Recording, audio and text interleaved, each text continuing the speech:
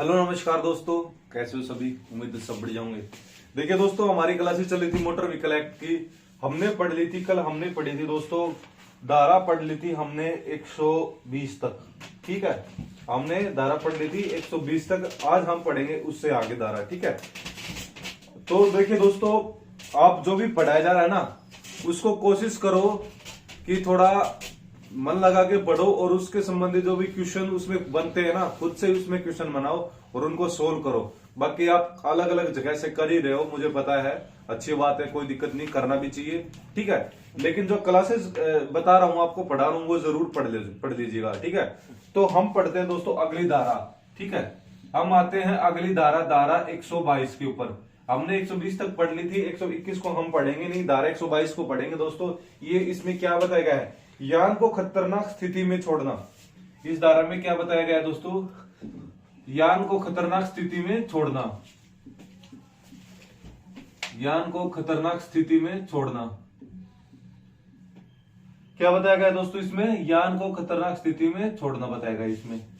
ठीक है, कि भाई अपने यान को आप किसी ऐसी स्थिति में ना छोड़े, ऐसी परिस्थितियों में ना छोड़े, ना किसी को छोड़ने की आज्ञा दे जो आपका वाहन चला रहा है किसी भी सार्वजनिक स्थान पर। ठीक है, किसी भी मोटरयान का भार साधक व्यक्ति किसी यान को किसी सार्वजनिक स्थान पर न तो ऐसी स्थिति में, न ऐसी हालत में और न ऐसी परिस्थितियों में छोड़ेगा या रहने देगा, या छोड़ने या रहने की अनुज्ञा देगा जिससे सार्वजनिक स्थान का उपयोग करने वाले अन्य व्यक्तियों को खतरा, बाधा, सुविधा हो सके। मतलब अपने वाहन को कोई भी ऐसी जगह नहीं छोड़ेगा, ऐसी जगह नहीं खड़ा करेगा जहां पर दूसरों को, जिस चीज से आपको, दूसरों को क्या हो सके, समस्या हो सके या फिर किसी को खतरा हो सके। कि भाई आपने रोड के बीच में अपने वाहन को लगा दिया, आपने रोड के बीच में अपने वाहन को खड़ा कर दिया। ठीक है, तो भाई जो पीछे एक्सप्रेसवे है, जो और भी रास्ते हैं जहां भाई गाड़ियां तेज चलती है, ज्यादा गाड़ियां चलती है, तो आपका रोड के बीच में खड़ा है, उसे तो यही लगेगा कि चल रहा है, तो पीछे से आएगा, ठोक देगा खामखा। ठीक है, तो भाई ऐसी स्थिति में ना छोड़े कि जिससे दूसरों को नुकसान हो सके। समझ गए ना, रोड के बीच में आपने ना तो डिपर दिए ना कुछ दिया, उसके बाद में भी आपने रोड के बीच में खड़ा कर दिया या रोड के किनारे खड़ा कर दिया। आप बिल्कुल साइड में लगाइए अपने वाहन को। अगर रोकते हो तो रोड के बीच में लगाओगे, जब इतनी गाड़ियां चलती है तो एक दो गाड़ी तो टकरा ही जाएगी। समझ गए ना। या फिर कोई ऐसी स्थिति में ऐसी कोई ढलान की जगह खड़ा कर दिया अपने वाहन को कि वो वहां से स्लिप हो, वहां से मतलब वो चल सकता आगे और किसी को नुकसान पहुंचा सकता है। या फिर आपने किसी ऐसी चढ़ान पे खड़ा कर दिया। ठीक है, तो यही सारी चीजें हैं कि भाई अपने वाहन को किसी ऐसी स्थिति में नहीं छोड़ना है कि जिससे दूसरों का नुकसान हो सके या खुद का भी नुकसान हो सके या किसी की जान माल का खतरा हो सके। यही बताया गया धारा 122 में। ठीक है, अगली धारा आती है दोस्तों धारा 123। धारा 123 रनिंग बोर्ड आदि पर सवारी करना। रनिंग बोर्ड आदि पर सवारी करना। रनिंग बोर्ड आदि पर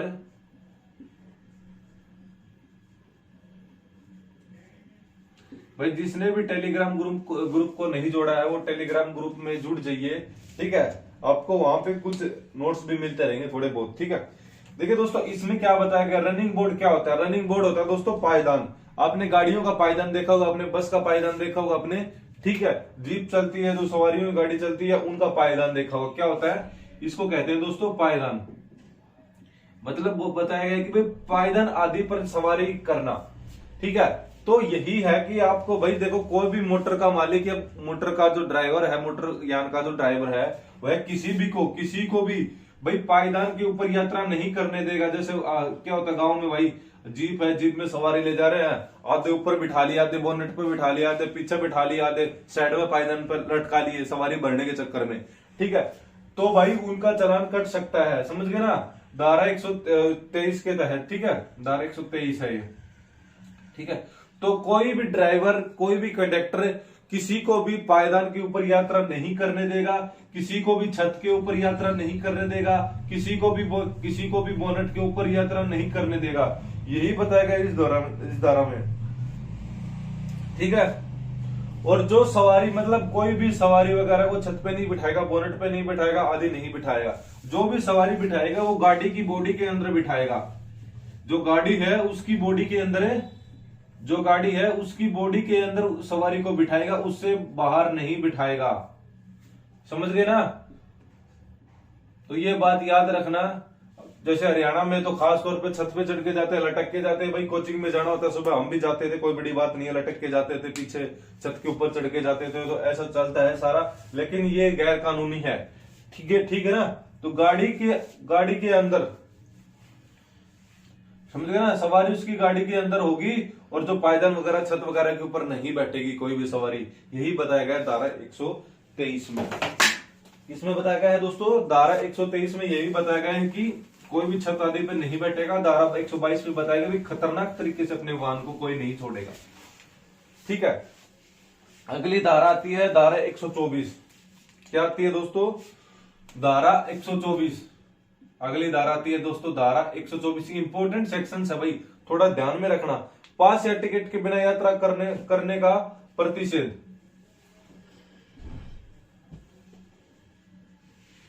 पास या टिकट के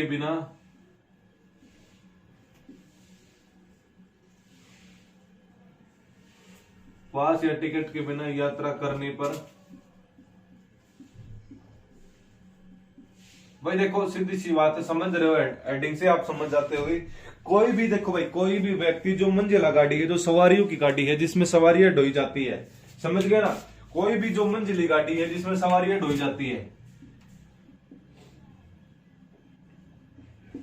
कोई भी मंजिली गाड़ी है जिसमें क्या होता है दोस्तों? सवारियां ढोई जाती है। जिसमें सवारियां ढोई जाती है उसमें कोई भी व्यक्ति बिना टिकट नहीं बैठेगा।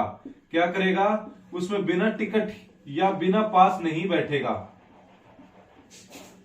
भाई देखो, जो भी गाड़ी चला रहा है वो क्या करेगा भाई? टिकट वगैरह तो लेनी होगी या पास वगैरह लेना होगा। जैसे रोडवेज भी लगा लो, कोई और लगा लो, कोई और मंजिला गाड़ी लगा लो। ठीक है, तो क्या है दोस्तों, मतलब जो और भी चलती है मंजिला गाड़ी सवारियों के लिए, वो तो भाई कोई भी मंजिली गाड़ी है उसमें जो टिकट उसके लिए बताई गई है, जो टिकट उसके लिए निर्धारित की गई है, तो वो भाई साहब मंजिली गाड़ी में बैठेगा तो सारी सवारियां टिकट या पास लेके ही बैठेंगे, अन्यथा नहीं बैठेंगे।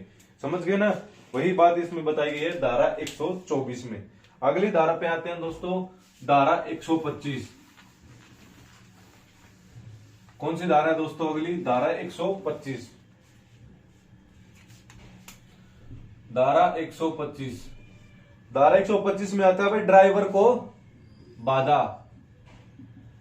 ड्राइवर को बाधा। ड्राइवर को बाधा से मतलब है कि भाई मोटरयान चलाने वाला कोई भी व्यक्ति किसी ऐसे रीति या ऐसी जगह पर किसी व्यक्ति को खड़ा रहने, बैठने अथवा वस्तु को रखने की अनुज्ञा नहीं देगा जिससे उसका नियंत्रण खो सके। भाई कोई भी मोटरयान का ड्राइवर है, कोई भी ड्राइवर है, किसी व्यक्ति को ऐसे नहीं बिठाएगा। जैसे बस में अंदर वो होता है, वो नट सा उस पर बिठा लिया, इंजन सा होता है जिससे गैर ही नहीं डल पा रहे, स्टीयरिंग नहीं चल पा रहा है। तो भाई कोई भी मोटरयान का वो जो ड्राइवर है वो किसी भी सवारी को ना तो ऐसी जगह खड़ा करेगा, ना उसको बैठाएगा, ना उस वहां पे कोई सामान रखने की वो देगा। समझ गए ना? जिससे ड्राइवर को समस्या उसके, वो ड्राइवर करने में, गाड़ी चलाने में समस्या उसके, वो अपना नियंत्रण खो दे, तो ऐसी जगह पे क्या करेगा? न तो किसी को बैठाएगा, ठीक है, ना तो किसी को बैठाएगा, ना खड़ा होने देगा, ना कोई सामान ना कोई सामान रखवाएगा। ठीक है,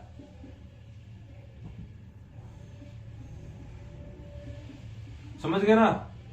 तो भाई कोई भी गाड़ी का ड्राइवर है वो ये सुनिश्चित कर ले कि भाई जो जहां वो बैठ के गाड़ी चला रहा है, जिस वो सीट के ऊपर बैठ के गाड़ी चला रहा है, भाई वहां पर जिस सीट के ऊपर वो बैठ के गाड़ी चला रहा है ना, ठीक है, जिस सीट के ऊपर वो बैठ के गाड़ी चला रहा है, तो वो गाड़ी बिल्कुल वो होनी चाहिए, उसके पास आसपास में यहाँ कोई सामान नहीं होना चाहिए जिससे उसका नियंत्रण खो जाए। समझ गए ना? जिससे उसका नियंत्रण खो जाए, ऐसी कोई चीज नहीं होनी चाहिए उसके पास में। यही बताया गया है दोस्तों धारा 125 में। ठीक है, अगर नियंत्रण खो गया तो खुद नुकसान पहुंचाएगा ही पहुंचाएगा, किसी और को भी पहुंचा देगा। ठीक है, अगली आती है दोस्तों धारा 126। धारा 124 में क्या आता है? तो खड़े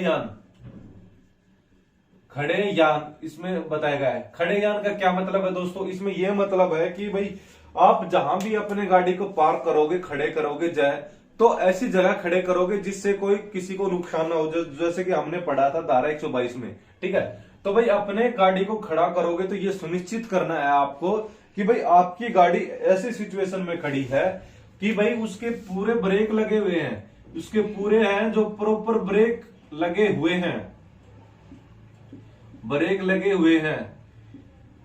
ठीक है, प्रॉपर ब्रेक लगे हुए हैं। यह सुनिश्चित कर ले कि वह किसी को नुकसान नहीं पहुंचाएगी। ठीक है, वह किसी भी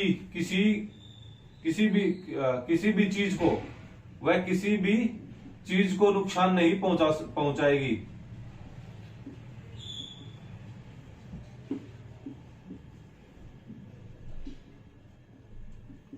ठीक है, ये आपको सुनिश्चित कर लेना है कि वह किसी भी चीज को क्या है कि वह नुकसान नहीं पहुंचाएगी। जो वाहन खड़ा है वो बिना चलाए नहीं चलेगा। जो मोटर का जो इसकी यांत्रिक ऊर्जा है उसको बंद कर दिया गया है। जो यांत्रिक पावर है ना, समझ गए ना, जो उसकी यांत्रिक क्रिया है उसको बंद कर दिया गया है। यह पूरा सुनिश्चित कर ले जब भी वह खड़ा करेगा उस वाहन को। ठीक है, ये सारी चीजें उसको सुनिश्चित करनी है कि भी गाड़ी का जो खड़ी है तो उसके ब्रेक लगे हुए हैं, इंजन बंद है, वह किसी भी चीज को नुकसान नहीं पहुंचाएगी। भाई बिल्कुल ऐसी जगह वो खड़ी है। ठीक है, तो ये सारी चीजें उसको सुनिश्चित करनी होंगी। समझ गए ना। तो ये आता है दोस्तों धारा 126 में।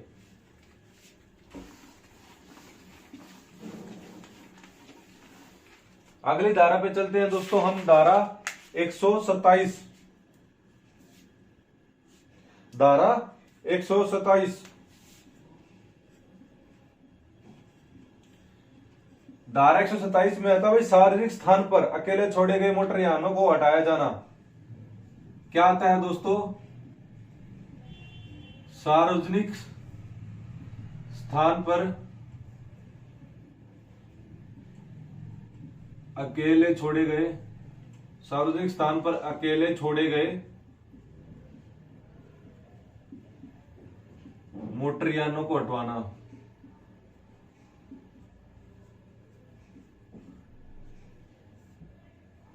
ठीक है, इसमें यही बताया कि दोस्तों आप हेडिंग से ही समझ जाते हो कि भाई देखो क्या बताया गया है। मान लो कि आपने अपने गाड़ी को क्या किया, किसी सार्वजनिक स्थान पर, आपने किसी सार्वजनिक स्थान पे ऐसे रास्ते में अपनी गाड़ी को खड़ा कर दिया, वहां पे आप पार्क करके चले गए, जहां पे नो पार्किंग एरिया है। आप किसी भी सार्वजनिक स्थान पर अपनी गाड़ी को पार्क करके चले गए, वहां पे खड़ा करके चले गए, तो क्या होगा दोस्तों? अगर आपकी गाड़ी वहां पे 10 घंटे से ज्यादा खड़ी है, पहली बात तो 10 घंटे आपको देते ही नहीं है। अच्छा, आपने 5 मिनट पहले नो पार्किंग में की हो, वहां से टो करके आपकी गाड़ी को ले जाते हैं, समझ गए ना। अच्छा, नो पार्किंग जोन में खड़ा करोगे तो वो आपको ले जाएंगे, 10 घंटे का भी समय नहीं देंगे। लेकिन कहीं मामलों में भाई ऐसी जगह खड़ी है कि भाई ऐसी कोई समस्या नहीं है, तो अगर आपकी गाड़ी 10 घंटे से वहां ज्यादा खड़ी है और किसी को लग रहा है, किसी को यह विश्वास करने का कारण है कि भाई इस गाड़ी का मालिक नहीं आ रहा, 10 घंटे हो गए, तो कोई भी भाई प्राधिकृत जो अधिकारी है दोस्तों, कोई भी अधिकारी वहां पे, या फिर कोई पुलिस अधिकारी जो ट्रैफिक वाले हैं, समझ गए ना, या फिर कोई और भी पुलिस अधिकारी, ट्रैफिक को छोड़ के भी जो थाने की भी पुलिस है, उसे ये लगे कि ये वाहन ऐसे ही खड़ा है, यहाँ पे काफी दिन से खड़ा है, काफी समय से खड़ा है, ठीक है, इसको कोई मालिक नहीं है, तो भाई वो उसको ले जा सकते हैं वहां से। तो भाई जिसे लगे कि ये 10 घंटे से ज्यादा खड़ा है तो उस गाड़ी को ले जा सकते हैं, टो करके ले जा सकते हैं, उसको वहां से हटा सकते हैं, समझ गए ना। यही, या फिर उसे कोई ऐसा संदर्भ हो कि भाई कोई गाड़ी है वो टूटी फूटी खड़ी है, कोई गाड़ी टूटी हुई खड़ी है वहां पे, ठीक है, टूटी हुई खड़ी है, या फिर लगे कि भाई कोई गाड़ी जली हुई खड़ी है वहां पे जिसमें आग लगी हो, ठीक है, तो वहां से हटवा सकते हैं, समझ गए ना। अकेला छोड़ा हुआ, टूटी जब हुआ, या फिर वाहन कोई ऐसा हो जो खुला पड़ा हो भाई, ठीक है, खुला पड़ा वाहन हो आपका, तो ये क्या होगा, तो भाई यहां से इन चीजों में अगर आप ऐसे वाहन छोड़ के जाओगे तो जो वहां के पुलिस अधिकारी हैं वो आपकी गाड़ी को वहां से हटवा सकते हैं, वो ले जा सकते हैं हम वहां से। ठीक है, आपने बहुत देखा होगा दिल्ली में तो रोज आते हैं कि हमारी गाड़ी सर वहां पे खड़ी थी, उस मार्केट में खड़ी थी, शिवा मार्केट में खड़ी थी, वहां से टो करके ट्रैफिक वाले लेके कोई और लेके।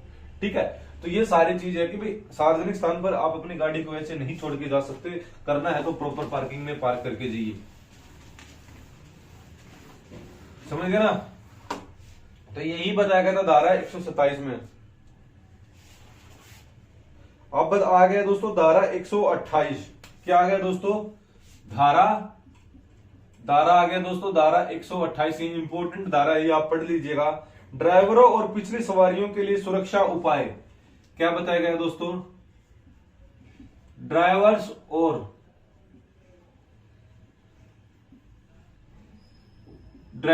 पिछली सवारियों के लिए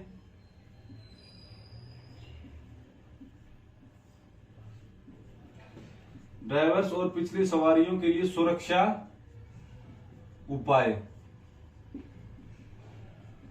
ड्राइवर्स हम नहीं कहेंगे, इसे हम कह सकते हैं राइडर्स या फिर ड्राइवर। समझ गए ना।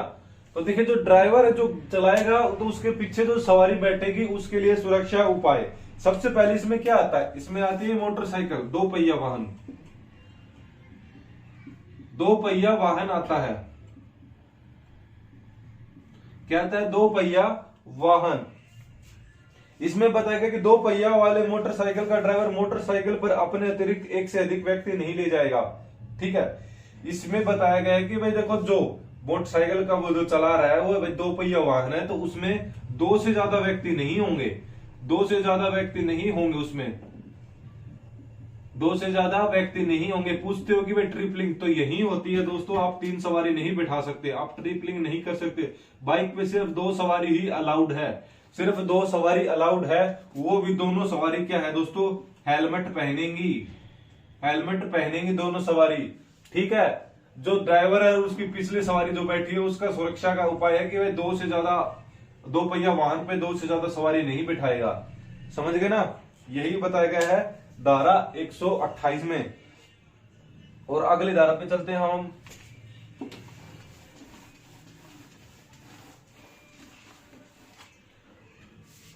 अगली धारा पे आते हैं धारा 129।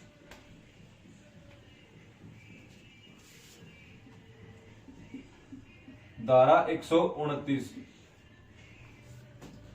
सुरक्षात्मक टोप का पहनना। क्या है दोस्तों?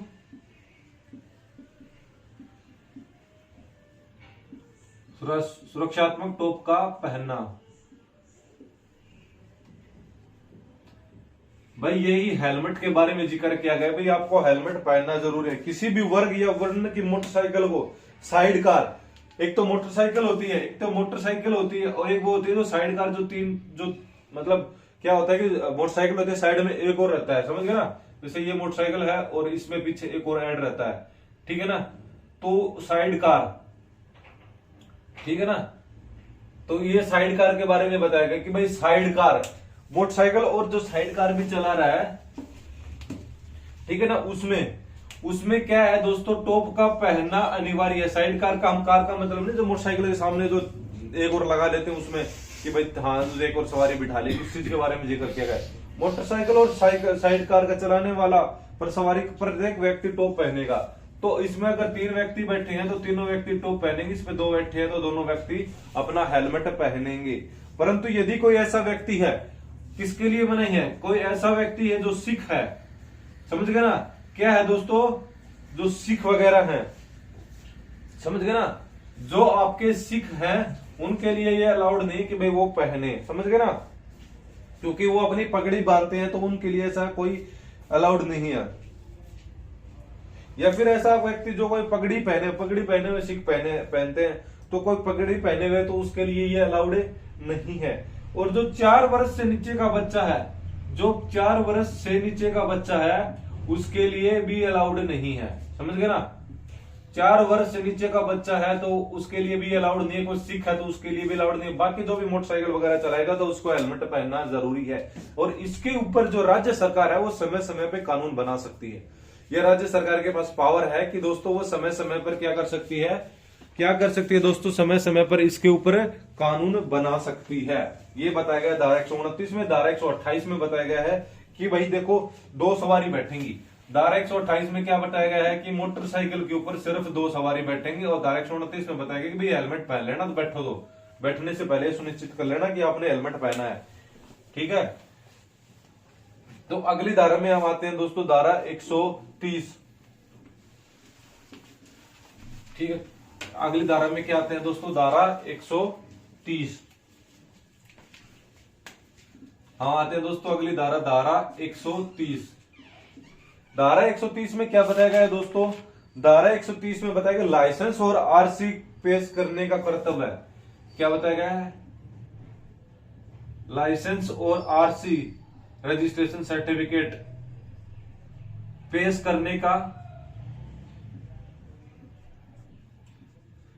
करने का कर्तव्य है। वही देखो दोस्तों, इसमें बताया गया है कि कोई भी व्यक्ति किसी भी सार्वजनिक स्थान मोटरयान ड्राइवर वर्दी पहने हुए किसी भी पुलिस अधिकारी द्वारा मांग की जाने पर अपनी अनुपस्थिति जांच के लिए पेश करेगा। मान लो भाई कोई भी वर्दीधारी जो भी पुलिस वाला है, अगर वो बोले कि भाई आपके लाइसेंस और आरसी दिखाओ, तो आपको पेश करनी पड़ेगी, आपको दिखानी पड़ेगी, आपको पेश करनी पड़ेगी, ठीक, आपको दिखानी पड़ेगी भाई, समझ गए ना। धारा 130 में ये अधिकार दिया गया है कि भाई पुलिस वाला जो भी वर्दीधारी है, जो ड्यूटी कर रहा है, जो ऑन ड्यूटी है, वो आपसे लाइसेंस और आरसी पेश करने की मांग कर सकता है। तो उस वक्त आपको लाइसेंस और आरसी देनी पड़ेगी, अगर नहीं दोगे तो आपकी गाड़ी को वो जमा कर सकता है, ठीक है। ये बात, बहुत गाड़ियां जमा होती है थाने में, जहां हम रहते हैं, बहुत गाड़ियां जमा भी होती है, बहुत बाइकें भी जमा होती हैं। तो क्या है, तो भाई आपको दिखाना अनिवार्य है। अगर कागज नहीं दिखाओगे तो आपकी गाड़ी को बंद कर दिया जाएगा।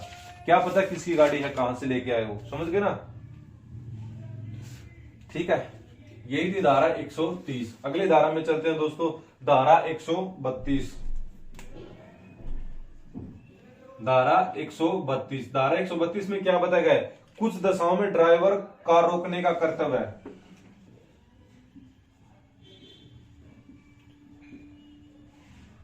कुछ दशाओं में ड्राइवर का रोकने का कर्तव्य है,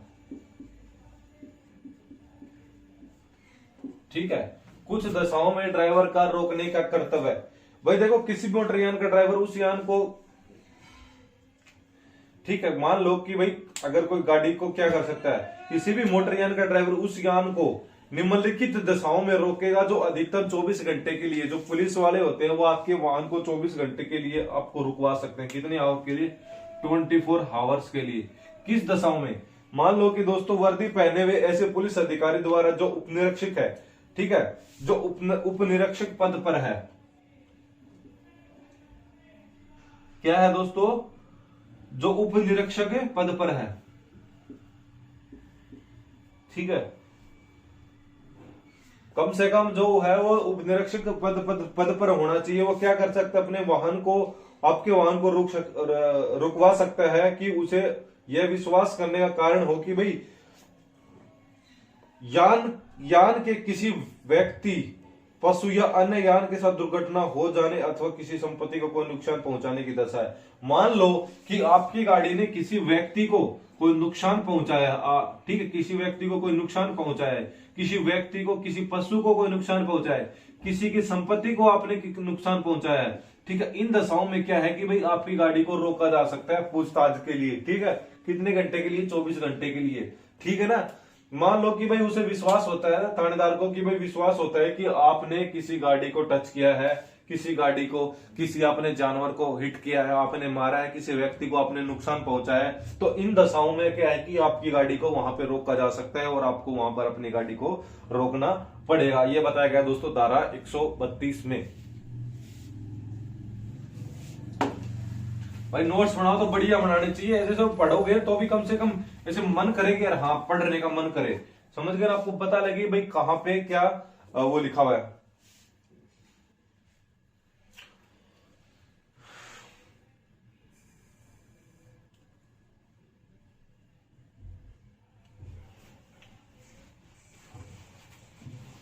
अगली धारा आती है दोस्तों धारा 133। कौन सी आती है दोस्तों, अगली धारा आती है धारा 133। धारा 133 में क्या बताया, मोटरयान के स्वामी का जानकारी देने का कर्तव्य है। जो मोटरयान का स्वामी है, मोटरयान के स्वामी का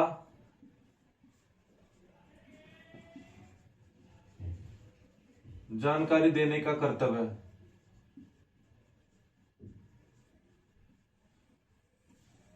ठीक है।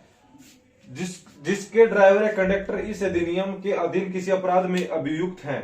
वे देखो भाई, कोई गाड़ी किसी ने चलानी दे रखी है किसी को, ठीक है, मान लो कि भाई कोई ऐसा कुछ नुकसान कर देता है, ऐसी कोई चीज कर देता है, ऐसी कोई दुर्घटना कर देता है जिससे भाई वो भाग जाता है, कुछ और हो जाता है, तो मोटरयान का जो स्वामी है उसका कर्तव्य होगा कि भाई उसके बारे में, उस व्यक्ति के बारे में, ड्राइवर के बारे में पुलिस द्वारा मांगे जाने के ऊपर उसका नाम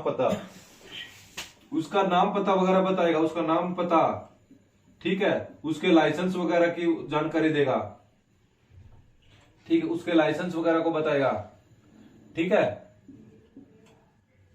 क्या करेगा, उसके लाइसेंस के बारे में जानकारी देगा, ठीक है। ये सारी चीजें बहुत जल्द उसको बतानी पड़ेगी। अगर पुलिस अधिकारी कोई पूछता है तो उसको जानकारी देनी पड़ेगी, भाई कौन था ड्राइवर, कहाँ का ड्राइवर था, क्या था, उसका लाइसेंस है क्या, उसको जो भी भाई अपने जो मोटरयान गाड़ी अपनी चलवाता है ड्राइवर से, तो उसका नाम पता, पूरा आईडी वगैरह, लाइसेंस वगैरह की कॉपी, हर चीज आपको रखनी जरूरी है, समझ गए ना, वरना आपको चोट करके वो भाग जाएंगे। यही बताया गया धारा 133 में। अगले धारा आते हैं धारा 134 पे। धारा 134 में ये इंपॉर्टेंट धारा है दोस्तों। दुर्घटना और किसी व्यक्ति को हुई क्षति की दशा में ड्राइवर का कर्तव्य है।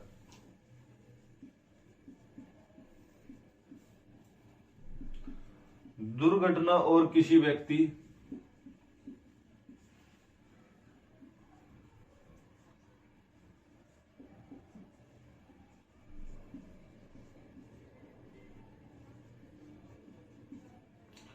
ठीक है,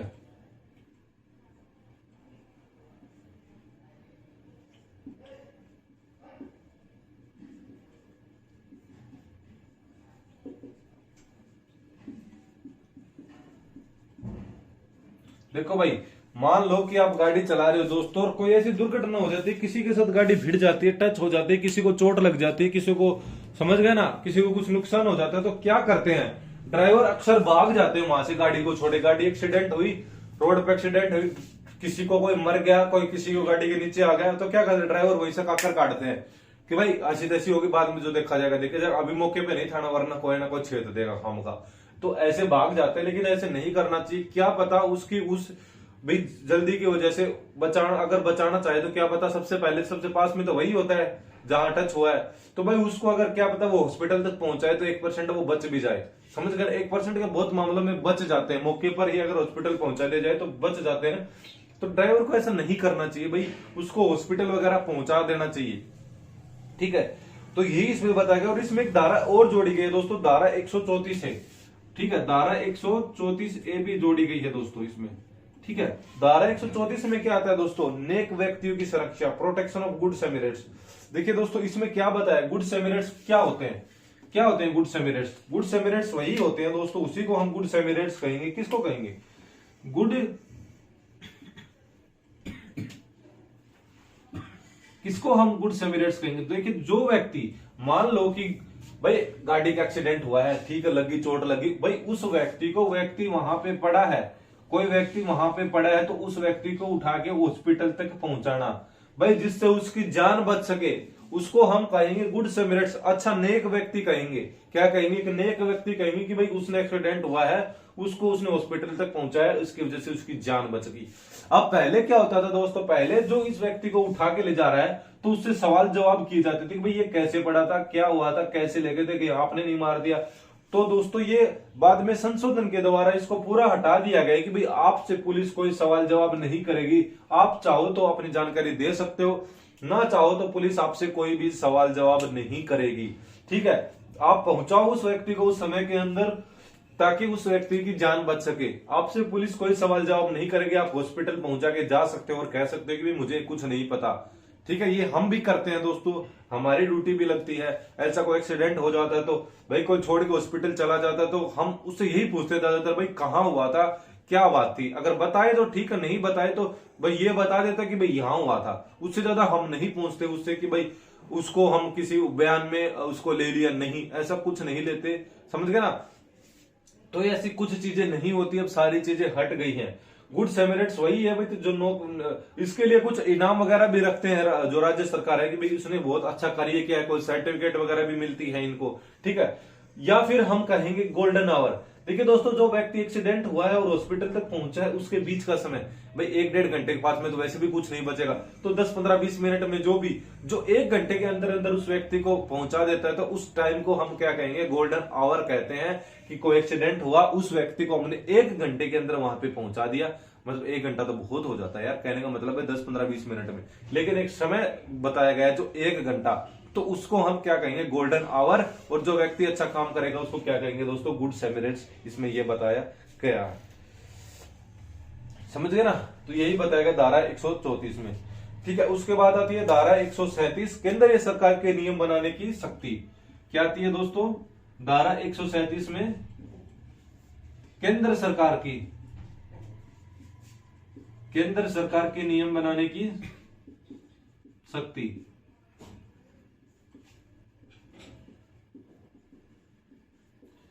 ठीक है, तो भाई देखो इसके ऊपर केंद्र सरकार भी अपने कुछ नियम बना सकती है, जो हमने पूरा पढ़ा है भाई, स्पीड वगैरह से रिलेटेड ये सारी चीज। धारा 138 में यही है दोस्तों, राज्य सरकार की नियम बनाने की शक्ति। इसमें क्या है कि भाई धारा 138 में राज्य सरकार नियम बना सकती है और धारा 137 में केंद्र सरकार इसमें नियम बना सकती है। ठीक है दोस्तों, तो यही था दोस्तों आज हमारा अध्याय, हमने 8 पूरा कर लिया है। कल हम जो पढ़ेंगे दोस्तों वो अध्याय 9 पढ़ेंगे। अगली क्लास में जब भी पढ़ेंगे हम क्या पढ़ेंगे दोस्तों, हम अगली क्लास में पढ़ेंगे दोस्तों अध्याय 9। ठीक है, क्या पढ़ेंगे दोस्तों, अगली क्लास में हम पढ़ेंगे अध्याय 9। यहां तक हमने पढ़ लिया है धारा 138 तक, थोड़ी बहुत धारा और बची है, 1-2-3 क्लास तो और होंगी कम से कम। ठीक है, उसमें आपके जो भी चालान वगैरह पढ़े हैं वो सारे उसमें बताए जाएंगे। उम्मीद कर रहा हूं कि आपको कुछ समझ में आ रहा होगा। ऐसे नहीं कि भाई जो पढ़ लिया और ठीक है, नहीं, समझना है, नोट्स बनाने हैं। और कहोगे, अगर बोलोगे आपका जवाब आएगा तो भाई मैं नोट्स को भी जो मैंने लिखे हैं ना, मैं ये भेज दूंगा कुछ। ठीक है, आपके पास ऐसी कोई बात नहीं है। ठीक है, बाकी आपको जब पूरे नोट्स प्रॉपर बन जाएंगे तो आपको दे दिए जाएंगे। ठीक है दोस्तों, अभी के लिए इतना ही। जय हिंद, जय भारत।